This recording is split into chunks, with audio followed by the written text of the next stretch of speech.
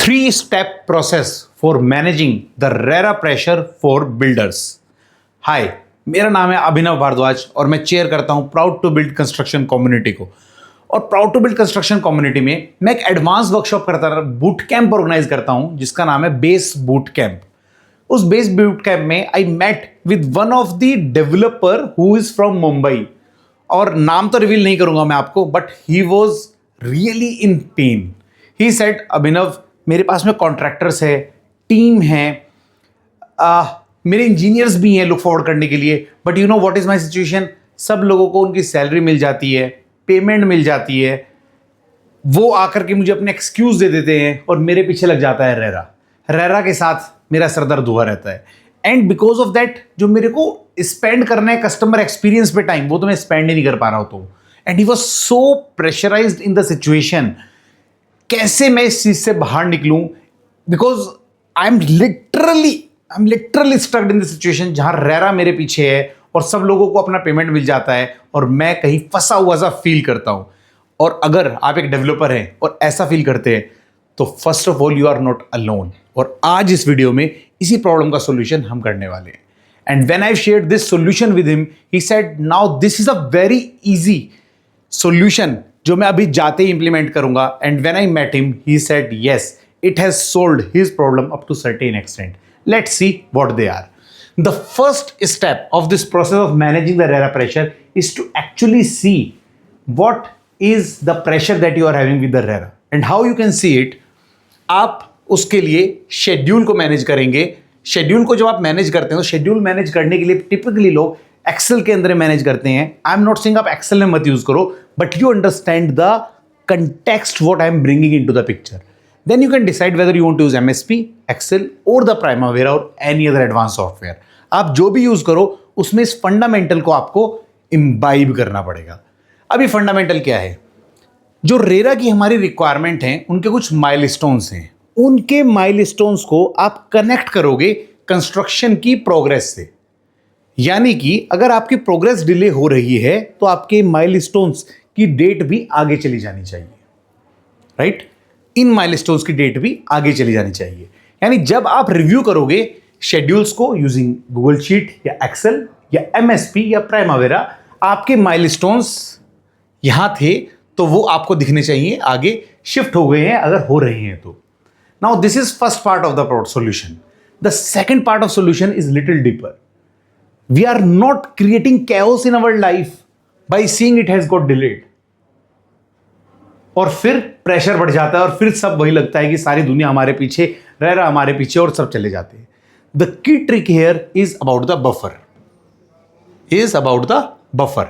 सो आप जो duration define कर रहे हो कि मुझे रेरा की डेडलाइन मिलनी है, उसमें आप एक बफर ऐड करोगे कि इतने टाइम पहले तक मुझे प्रोजेक्ट कंप्लीट करना है, और उस ड्यूरेशन के केस में जब जब हम स्किप हो रहे होंगे, आगे जा रहे होंगे, you have to visualize it. अगर आप ये एक्टिविटी कर रहे होंगे तो आपको समझ में आएगा विच आर द डिसीजंस जो आपको अभी पैसा खर्च करके ले लेने चाहिए, जिसकी वजह से रेरा की इंप्लीकेशन आ जाएंगी, right? So now you can take the decision, financial decisions, जिनको लेने से you will be able to save financially for your project as well. This is the first part. What is the first part? Is the schedule.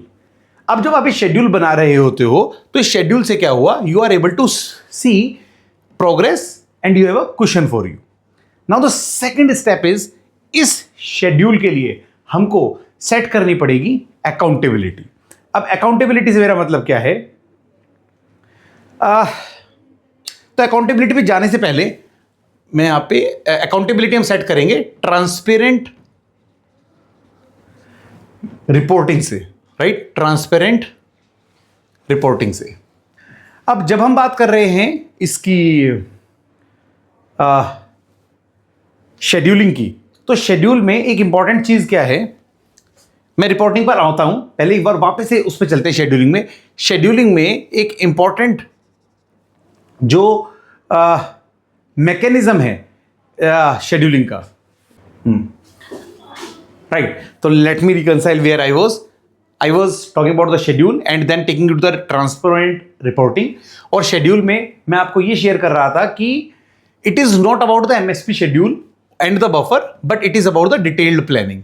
यानी जो आपके पास में आने वाले हैं, क्या क्या टास्क हैं, उस लेवल पर भी आपको डिस्कशन करना पड़ेगा. सो detailed planning is very important.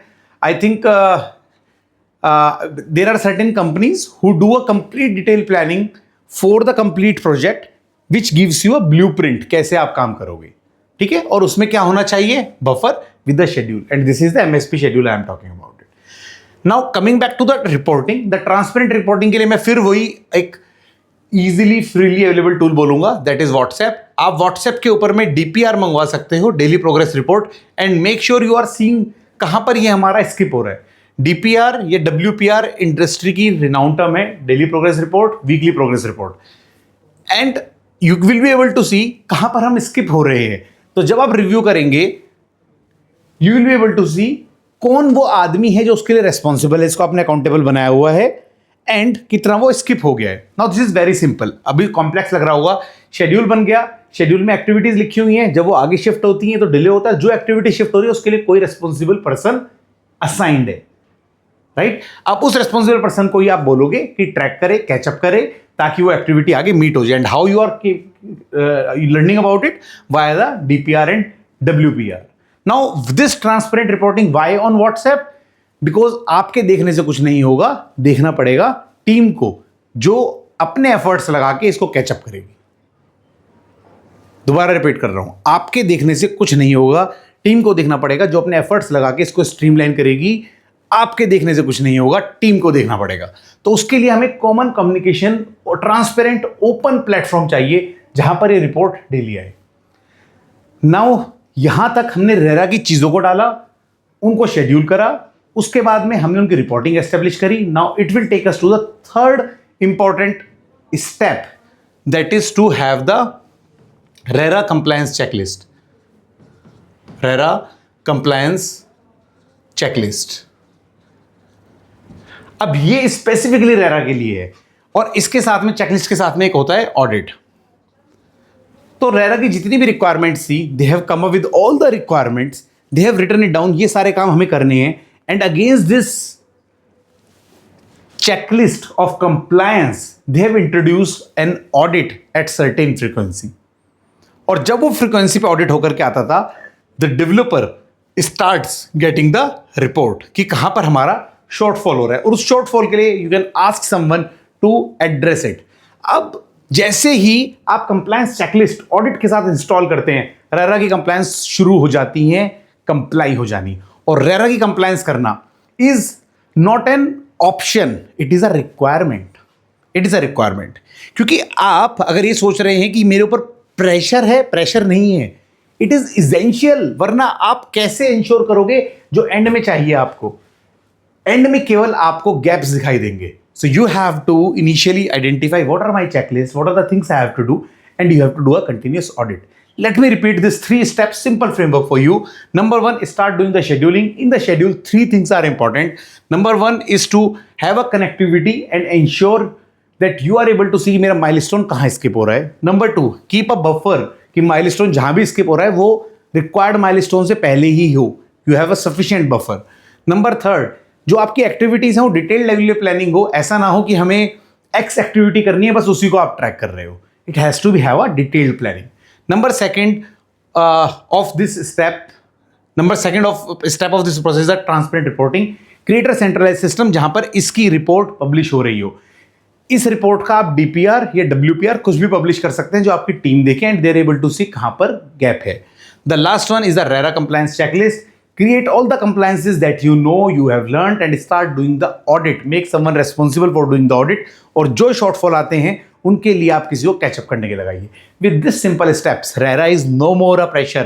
You can comfortably work with the RERA. You can comply with it, and you will start seeing that whatever RERA has defined is actually helping you back in terms of the revenue that will flow for your business when you will do a really good work which is complied with RERA guideline. सो कोई team का pressure नहीं है, because team भी आपके साथ में काम कर रही है. जिस चीज के लिए आप उनको पे कर रहे हैं, जिस चीज के लिए आप कॉन्ट्रैक्टर को पे कर रहे हैं, you are paying them for complying to the compliance which are there with you. But problem is you have not establish the process जिससे आपके ऊपर आई हुई कंप्लायंस आगे टीम के पास चली जाए. And that's what you will do after watching this video. Use this 3 steps and make sure that you have started complying to the RERA guideline in a very easy manner. I hope you have good takeaways from this video. और इसी तरीके से I share a systematic 5-stage framework of construction जिसमें clarity समझ में आती है construction कैसे होती है. You can watch this webinar. There's an on-demand webinar. Link is there in the description. You can click it, watch it, and learn more about construction. And most importantly, it is also absolutely free. So what I want that you build the buildings beautifully and carry the proud to build these landmarks on earth. See you there in my next video. Thank you very much.